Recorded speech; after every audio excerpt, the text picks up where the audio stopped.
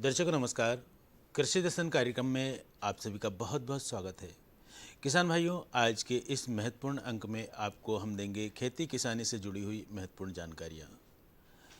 इस समय रबी का मौसम चल रहा है, खेतों में फसलें जो है तैयार हो चुकी है। ख़ास तौर से गेहूं की बात करें तो इस समय गेहूं की फसल खेतों में लगी हुई है, लेकिन जहां पर गेहूं की फसल है वहां पर रोग व्याधि भी हो रही है। ये समय ख़ास तौर से गेहूं में रोग प्रबंधन करने का है और बेहतर होगा कि विषय विशेषज्ञ हमें इस विषय पर जानकारी दें ताकि हम जो है गेहूं में जो रोग व्याधियां हैं उसको दूर कर सकें। डॉक्टर के मिश्रा जी, जो कि कृषि वैज्ञानिक है, कृषि विज्ञान केंद्र पवारखेड़ा से हमारे बीच में उपस्थित हो रहे हैं। उनसे हम जानकारी लेते हैं गेहूं में रोग प्रबंधन की। नमस्कार किसान भाइयों, मैं डॉक्टर के मिश्रा, गेहूं रोग वैज्ञानिक। आज इस कार्यक्रम के माध्यम से किसानों को हम ये बताना चाह रहे हैं कि जो गेहूं में मुख्य रूप से गेरुआ रोग आता है तो उसके लक्षण क्या होते हैं और इस केंद्र पे जहां जो इसके लिए रिसर्च हो रहे हैं क्या क्या मुख्य बिंदु हम लोग ध्यान में रखते हुए रिसर्च कर रहे हैं।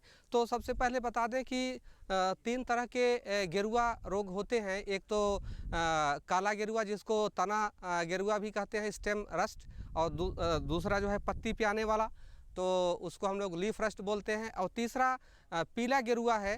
तो जो ये जिसको येलो रस्ट बोलते हैं वो मध्य भारत में नहीं आता हो, केवल उत्तर भारत में देखा जाता है, इधर उसका कोई प्रिवेलेंस नहीं है। तो यहाँ मुख्य रूप से जो हमारा रिसर्च का ध्येय है वो ये है कि जो तना पे आने वाला गेरुआ है उसके लिए जो भी इस एरिया के लिए प्रिवेलेंट पैथोटाइप्स हैं, मतलब जो भी यहाँ सबसे ज़्यादा पाई जाने वाली उसकी जो है विभेद हैं, उन सारी विभेदों के अगेंस्ट उसके खिलाफ किस तरह से हम लोग रोगरोधी प्रजातियां विकसित करें जिससे कि किसान को बिल्कुल लागत न लगानी पड़े और उनके खेत में गेरुआ रोग आए ही न। इसके लिए यहाँ विस्तृत रिसर्च चल रहा है और सारी प्रजातियां जो कि ऑल इंडिया कोऑर्डिनेटेड ट्रायल के माध्यम से यहाँ पे लगाई जाती हैं, उनकी स्क्रीनिंग चल रही है। उनको हम लोग देखते हैं कि कितनी प्रजातियों में जो हम यहाँ लगाए हुए हैं कितनी प्रजातियों में गेरुआ रोग आया और कितनी में नहीं आया। जो जिन प्रजातियों में बिल्कुल गेरुआ रोग नहीं दिखता है, परिलक्षित नहीं होता है, उनको हम रेसिस्टेंट या रोग प्रतिरोधी प्रजातियाँ बताएंगे और फिर उनको आगामी रिसर्च में कोऑर्डिनेटेड सिस्टम में उनको रखा जाएगा। तो ये मुख्य उद्देश्य है ये जो हम रिसर्च कर रहे हैं उसका, कि जो भी गेहूं हम प्रजाति उसकी विकसित करें बिल्कुल उसमें गेरुआ रोग ना आए। इसके लिए अभी तक का हमें यदि इतिहास बताएं तो हमारी जो भी प्रजातियां इस समय प्रचलन में हैं, चाहे वो MP 1203 हो या सबसे जो नवीनतम प्रजाति है MP 3382 है, ये सारी प्रजातियां गेरुआ रोग के लिए रेसिस्टेंट हैं, प्रतिरोधी हैं। इसमें ना तो काला गेरुआ आएगा और ना ही इसमें पत्ती में लगने वाला लीफ रस्ट या जिसको भूरा गेरुआ बोलते हैं, ब्राउन रस्ट भी बोलते हैं, वो दोनों नहीं आएंगे। इसके लिए रेसिस्टेंट है। साथ ही साथ जो बहुत ही हानिकारक प्रभेद है जिसको हम लोग UG 99 बोलते हैं, उसके लिए भी हमारे सेंटर द्वारा विकसित की गई प्रजातियां उसके लिए भी रेसिस्टेंट हैं। उनमें UG 99 जो कि सबसे खतरनाक या डेंजरस, जिसको आइसोलेट या प्रभेद बोलेंगे हिंदी में, उसके लिए भी रेसिस्टेंट है। ये अभी तक जो प्रजातियां विकसित की गई हैं उनमें ये मुख्य हमारा उद्देश्य यही है कि गेरुआ रोग रेसिस्टेंट प्रजाति विकसित हो, साथ ही साथ उनमें अन्य गुण तो हों ही, अधिकतम उत्पादकता से संबंधित और जो भी क्वालिटी से संबंधित गुण हैं वो तो हों ही, साथ साथ उसमें बिल्कुल रोग न आए। तो इन बिंदुओं को लेके यहाँ पे रिसर्च मुख्य रूप से हम लोग कर रहे हैं। जैसा कि आप देख भी रहे हैं, जो हमारी प्रजाति है यहाँ कुल अभी भारत सरकार द्वारा प्रदत्त 1300 के आसपास प्रजातियों का यहाँ स्क्रीनिंग चल रही है। जैसा कि मैं बता रहा था, आप पीछे दिख रहा होगा बोर्ड में IPPSN लिखा हुआ, इसमें लगभग 1300 जो प्रजातियाँ स्क्रीन की जा रही हैं। इनके चारों तरफ हम लोग आर्टिफिशियली जो स्टेम रस्ट और जो ब्राउन रस्ट के बॉर्डर रोज में EP530 क्रिएट करके उसके बाद उसके अंदर स्क्रीनिंग की जा रही है और ये देखा जा रहा है कि जो भी प्रीडोमिनेंट पैथोटाइप हैं उनके अगेंस्ट कौन कौन सी जो प्रजातियां हैं 1300, उसमें से कौन कौन सी रोग प्रतिरोधी या रेसिस्टेंट हैं। तो ये जो प्रजातियां हमको रेसिस्टेंट मिलेंगी, एक साल और उनको आगे इससे भी एडवांस स्क्रीनिंग, जिसको PPSN बोलते हैं, प्लांट पैथोलॉजिकल स्क्रीनिंग नर्सरी, उसमें भी फिर उसकी 1 साल और टेस्टिंग होगी। उसके बाद ये निर्णय लिया जाएगा कि जो भी प्रजाति आगे बढ़ रही है हमारे कोऑर्डिनेटेड सिस्टम में, वेराइटल रिलीज सिस्टम में जो भी एंट्री जा रही है, उसमें गेरुआ रोग के लिए निरोधकता है। तो इन सारे बिंदुओं को ध्यान में रखते हुए ये स्क्रीनिंग का कार्यक्रम चल रहा है। स्क्रीनिंग के अतिरिक्त और बेसिक रिसर्च भी है, किस तरह से यदि विषम परिस्थितियों में ये रोग आ जाए तो केमिकली इसको हम लोग कैसे मैनेज करें, इसके लिए भी किया जा रहा है। लेकिन मुख्य यही है कि जो होस्ट है, जो गेहूं है, उसमें ऐसे जीन इसमें डाले जाएं तो जो रेसिस्टेंट या रोग प्रतिरोधी जीन हैं, इनको किस तरह से पौधों में इंट्रोग्रेस किया जाए कि बिल्कुल गेहूं जो विकसित हो, उन्नतशील प्रजाति जो विकसित हो, उसमें ये रोग आए ही न। तो इन उद्देश्यों के साथ यहाँ प्लांट पैथोलॉजिकल रिसर्च फीट में ये चल रहा है। धन्यवाद।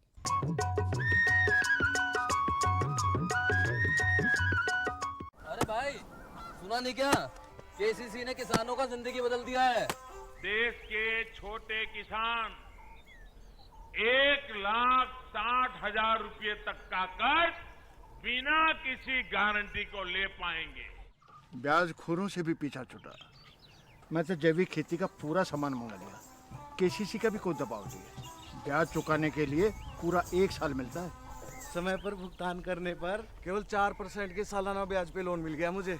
अपना आधार कार्ड, लेटेस्ट फोटो और जमीन के कागजात लेके अप्लाई करो बस। और नामांकन भरने के लिए जेब भी ढीली नहीं करनी पड़ी।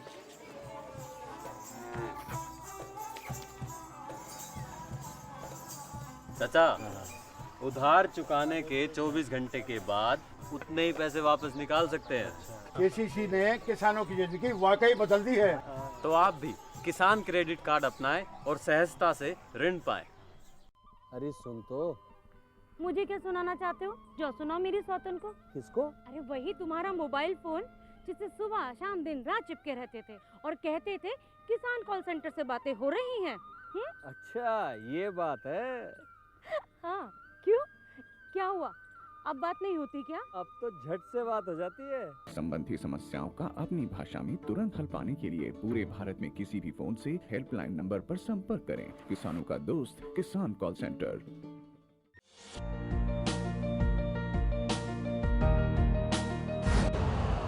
यूरिया का स्वदेशी उत्पादन 70 लाख टन बढ़ाने के लिए 6 उर्वरक संयंत्रों का उद्धार किया जा रहा है। FCIL के गोरखपुर, सिंदरी, तलचर और रामागुंडम संयंत्र, HFCL की बरौनी इकाई और BVFCL की नामरू फोर्थ। सोने पर सुहागा ये है कि देश में अब बनेगा सिर्फ नीम लेपित यूरिया, क्योंकि इससे होगा किसानों का फायदा ही फायदा। अनाज का उत्पादन 10% तक बढ़ेगा। बढ़ेगी 10 से 15% नाइट्रोजन क्षमता।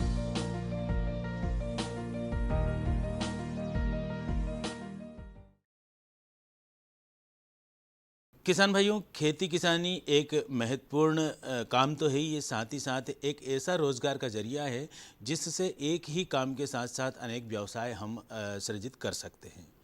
जैसे खेती किसानी के साथ साथ हम पशुपालन करते हैं, मुर्गी पालन करते हैं, बकरी पालन करते हैं और भी तमाम रोज़गार इससे जुड़े हुए हैं। बकरी पालन की जहाँ तक बात की जाए तो ये बहुत ही कम लागत में छोटे स्तर पर व्यवसाय शुरू किया जा सकता है और इसे बड़े स्तर पर हम कर सकते हैं। इनमें संसाधन भी हमें कम लगते हैं और ज़रूरतें भी कम होती है, लेकिन मुनाफा ज़्यादा होता है। आज हम बातचीत करने जा रहे हैं बकरी पालन की। हमारे आज के विशेषज्ञ हैं डॉक्टर संजीव वर्मा, जो कि कृषि विज्ञान केंद्र बैतूल से हमारे बीच में उपस्थित हुए हैं। उनसे हम जानकारी लेते हैं बकरी पालन की। किसान भाइयों नमस्कार।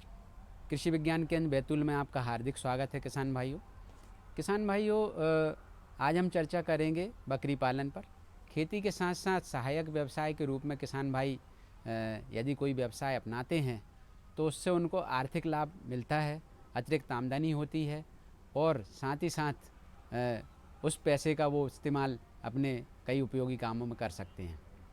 बकरी पालन व्यवसाय में हम यहाँ कृषि विज्ञान केंद्र में जिस प्रजाति की बकरियों को पाल रहे हैं वो है सिरोही। जिस नस्ल की बकरी को हमने यहाँ पाला हुआ है वो है सिरोही। राजस्थान की हिरनी कहे जाने वाली इस नस्ल को हमने यहाँ पर पाला हुआ है और इसमें 9 मादाएँ और 1 नर है। और मैं आपको कहना चाहूँगा, यदि ऐसी कोई व्यवसाय हो जिसमें 1 रुपये से 2 रुपये साल भर में किसान भाई कमाना चाहें, जिसको हम एटीएम कहें, किसान भाइयों का एटीएम भी कहा जाता है बकरी पालन को, तो ये अतिशयोक्ति नहीं होगा, क्योंकि एक बकरी साल भर में 2 बच्चे देती ही है।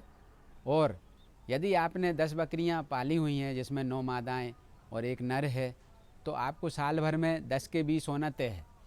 तो ये एक बहुत अच्छा व्यवसाय है। ये सिरोही नस्ल राजस्थान के सिरोही ज़िले की नस्ल है।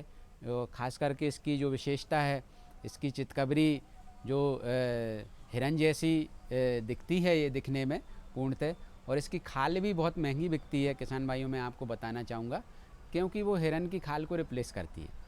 और इसमें जो ये डुअल पर्पज प्रजाति है, अर्थात ये दूध उत्पादन भी अच्छा करती है, साथ ही साथ जो है वज़न भी तेज़ी से गेन करती है।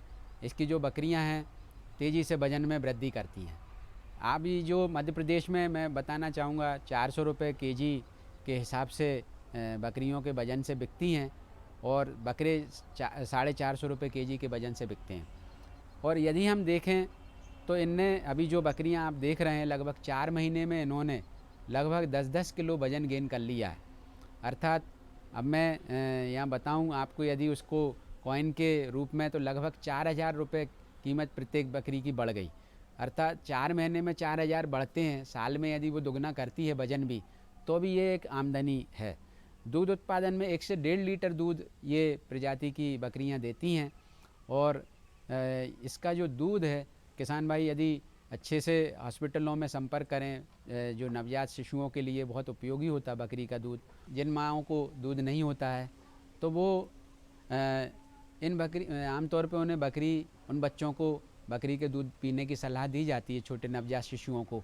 मैं यहाँ पर आपको बताना चाहूँगा, ये सहायक व्यवसाय है। खेती के साथ साथ इनको अतिरिक्त दाना या भोजन की आवश्यकता नहीं होती है। जो आपके खेत में खरपतवार निकलते हैं, खास करके जिस भी तरह के, वो सारे तरह के खरपतवारों को ये बकरियां खा लेती हैं।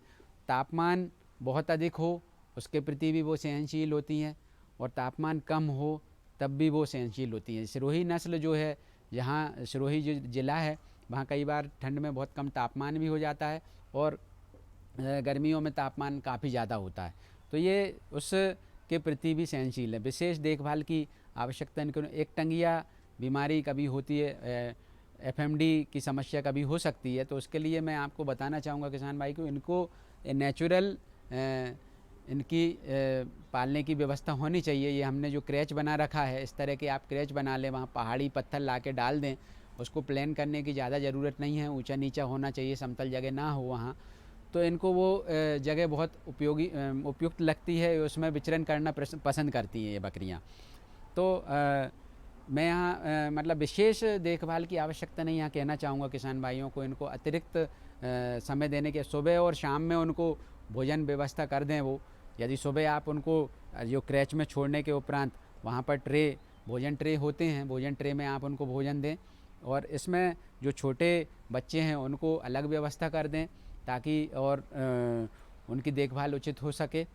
और जो एक टंगिया बीमारी से बचने के लिए जो आती है, जो आपके इनको जहाँ पर पालते हैं, जहाँ पर बांधते हैं, वहाँ सूखा होना चाहिए, अर्थात वहाँ गीला नहीं होना चाहिए अधिक समय के लिए, तभी उनको वो समस्या आने की बनती है।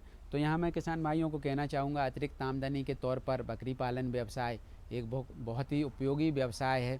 आप आमदनी को दोगुना करना चाहते हैं तो इस व्यवसाय को ज़रूर अपनाएं। बहुत कम समय में आप इनसे उत्पादन दोगुना प्राप्त कर सकते हैं। वर्ष में यदि आपने 10 बकरियां पाली हैं तो 20 होना लगभग तय है, अर्थात और जो बच्चे आते हैं वो तेज़ी से वृद्धि करते हैं। अभी आप यहाँ पर देख रहे हैं कि ये जो छोटा जो बच्चा है ये लगभग 1.5 माह का है, और तेज़ी से उसने वज़न लगभग 8 से 9 किलो वज़न अभी पा लिया उसने, तेज़ी से वज़न गेन कर रहा है। तो इस तरह से और विशेष इनका जो सबसे पसंदीदा जो भोजन है इन बकरियों का, मैं बताना चाहूँगा कि ये चने के दाने को बहुत पसंद करती हैं। शुरुआत में सुबह जब हम इनको छोड़ते हैं तो उस समय लगभग 100 ग्राम चने का दाना, चना दला हुआ हो या भूसे के साथ हो, तो ये बहुत ज़्यादा पसंद उसको करती हैं। साथ ही साथ आप दूसरे भूसे भी इनको देते हैं, तो उसमें यदि सूखे भूसे दे रहे हैं तो अजोला जो घास आता है, अजोला उसमें मिला कर के दें। और मगर यहाँ पर मैं आपको कहना चाहूँगा कि ये गीला भोजन पसंद नहीं करती हैं। ये जो सिरोही नस्ल है, जो हमने महसूस किया यहाँ पर, ये गीला भोजन पसंद नहीं करती हैं। यदि आप अजोला इनको गीला देंगे तो नहीं खाएंगे, गीला आप चारा देंगे तो नहीं खाएंगी।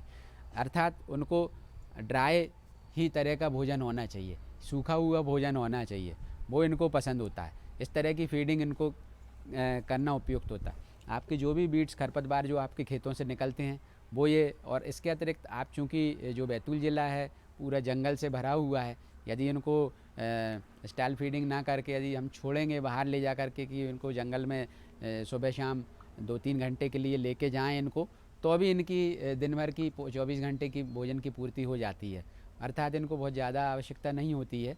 और ये एक जो व्यवस्था मैंने बताई है इनकी पालने की, यदि आपके पास उनको व्यावसायिक रूप से पालना है तो इस तरह से क्रैच बना लें। क्रैच में उनको छोड़ने की आवश्यकता होती है ताकि वो दिन में उसमें रहें, रात में अपने जहाँ आप जिस तरह से गौशाला होती है उस तरह के हाल बना के, या बैकयार्ड आपके घर के पीछे जो जगह है उसमें कच्चे जो भी सामान है आप लगा के उनको टीन और शेड इस तरह के लगा के भी वहाँ पाल सकते हैं। इतनी हाइट की भी आवश्यकता नहीं है, इनको ज़्यादा हाइट की आवश्यकता नहीं होती है, कम हाइट के भी शेड आप वहाँ पर बना सकते हैं। तो बकरी पालन व्यवसाय बहुत ही उपयुक्त व्यवसाय है। और ये जो हीट पे लगभग 21 दिन में 20 से 21 दिन में हीट पे आती हैं ये बकरियाँ, और 6 माह में एक बार बच्चे जनती हैं। अर्थात साल में 2 बार इनमें बच्चे जनने की प्रवृत्ति है। और ये राजस्थान की जो हिरनी कही जाने वाली सिरोही नस्ल बहुत ही अच्छी और दिखने में भी बहुत सुंदर नस्ल है। आमतौर पे किसान भाई आप देखेंगे और काफ़ी पसंद करते हैं इसको पालने वाले लोग। तो मैं यहाँ बताना चाहूँगा कि आमदनी भी बढ़ेगी आपकी, इससे अतिरिक्त आमदनी, अतिरिक्त लाभ होगा आपको, आर्थिक समृद्धि होगी। तो इस तरह से बकरी पालन व्यवसाय आप खेती के साथ साथ करें तो बहुत उपयुक्त होगा। धन्यवाद। किसान भाइयों, आज के इस महत्वपूर्ण अंक में हमने काफ़ी कुछ जानकारियां हासिल की और अब वक्त हो चला है खबरें खेती की का। तो आइए देखते हैं खबरें खेती की और जानकारी लेते हैं खेती किसानी में क्या कुछ नया हो रहा है, क्या कुछ नया घट रहा है।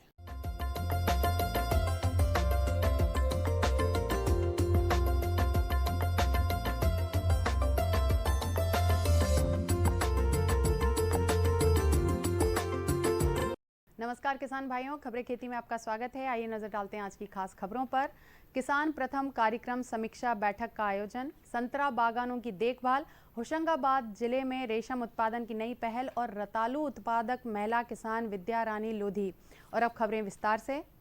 भारतीय कृषि अनुसंधान परिषद प्रौद्योगिकी अनुप्रयोग अनुसंधान संस्थान जोधपुर 2 राजस्थान ने एकीकृत प्रौद्योगिकियों और समृद्ध ज्ञान विषय पर किसान प्रथम कार्यक्रम फार्मर्स फर्स्ट प्रोग्राम की आभासी आंचलिक समीक्षा बैठक का आयोजन किया।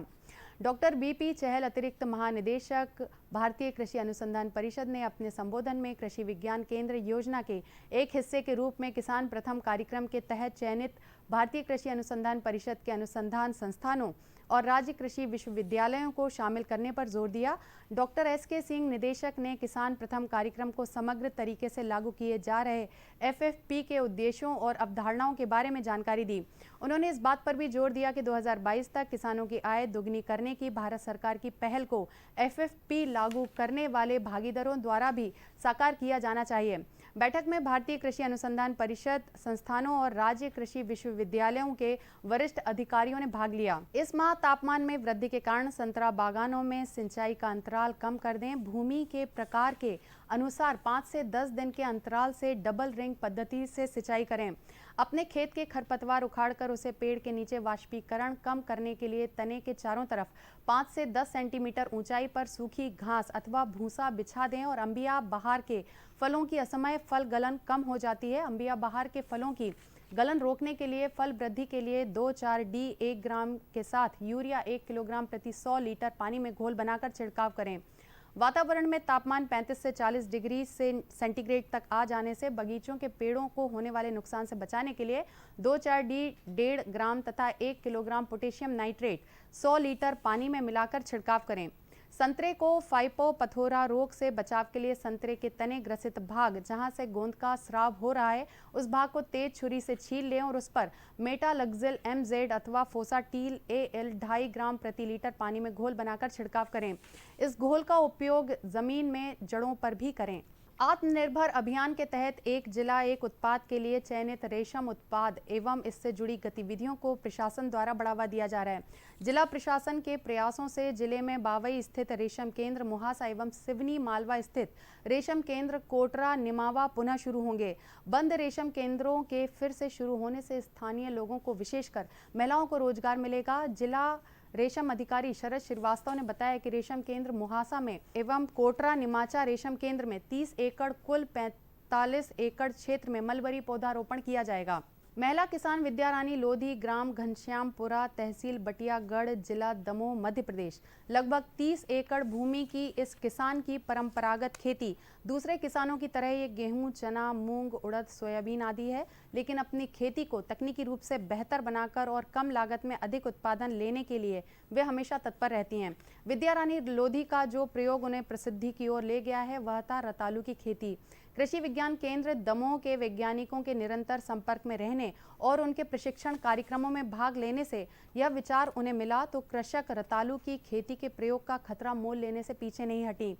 रतालू की खेती में कीट व रोग कम लगते हैं, इसलिए यह कम जोखिम की खेती है। मौसम के बदलाव का भी इस पर कोई खास अंतर नहीं पड़ता। रतालू के कंद की बुवाई 15 से 30 जून तक की जाती है। इसके लिए 20 से 25 क्विंटल कंद लगता है। 20 से 25 ट्रॉली अच्छी तरह पकी गोबर की खाद तथा 100, 60 और 40 किलोग्राम के अनुपात में नत्रजन, फास्फोरस तथा पोटाश खाद डाली जाती है। पौधे से पौधे की दूरी 1-1 मीटर रखते हैं। फसल आने में 7 महीने लगते हैं। कृषक द्वारा 214 क्विंटल प्रति हेक्टेयर उपज प्राप्त की गई है। इसे पास के ही शाहगंज बाजार में 40 से 50 रुपए प्रति किलो बेचने पर कुल 8,56,000 रुपए प्राप्त हुए हैं, जबकि लागत 1,88,760 रुपए आई है। इस प्रकार किसान को 6,67,000 रुपए का लाभ मिला। पहल किसान ने थोड़े थोड़े रकबे में खेती करके उसकी पूरी जानकारी ली। अब इस खेती में लाभ देखते हुए पूरे 100 हेक्टेयर में खेती कर किसान ने अच्छा खासा लाभ कमाया है। इस किसान से प्रेरित होकर नज़दीकी गांव के कई किसान रतालू की खेती अपनाने को प्रेरित हुए हैं। तो किसान भाइयों, कृषि समाचारों में आज फिलहाल इतना ही और साथ ही मुझे दीजिए आज्ञा। नमस्कार। तो किसान भाइयों, ये तो था हमारा आज का कृषि दर्शन कार्यक्रम का महत्वपूर्ण अंक। अगले कार्यक्रम में हम पुनः हाजिर होंगे। तब तक के लिए हमें दे आज्ञा। नमस्कार।